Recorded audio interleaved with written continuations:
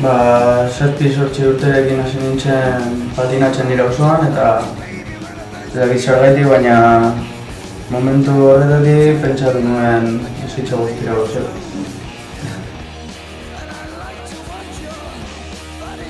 Arratsalde guztietan egoten naiz lagunekin etxeko parkean patinatzen eta euria egiten duenean Deustuko zubi azpian pasatzen dugu arratsaldean.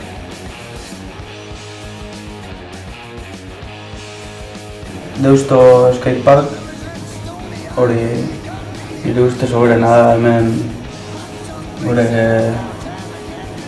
zonan eta Etxebarriako parkea ere bai eta Basaurin dagoen enbarkadero.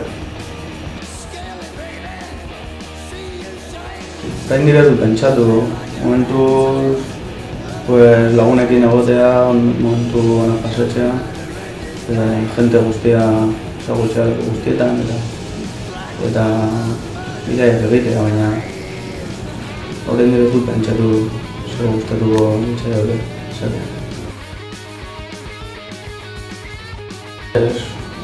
Ustez horrena izango zen altxatzea, bankura joatea eta ikusi ez duzula diru problemarik patinatzen duzulako eta hilabete guztietan salario bat edukitzen.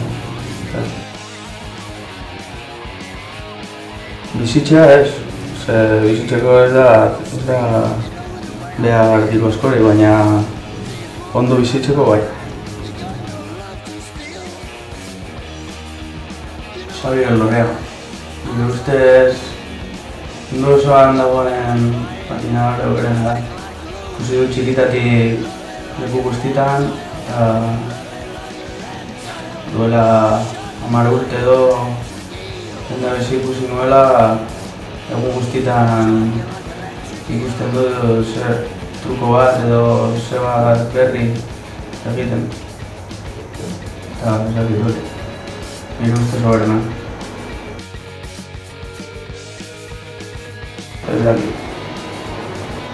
Agian Torrelavega egon nintzenean iglesia batetan igo nintzen teilatura bilagunekin eta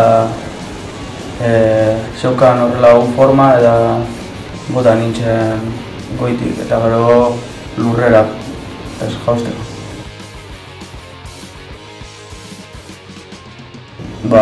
Oraindik ez bakarrik fisura bat toioan edo orkatilan eta ez gehiago.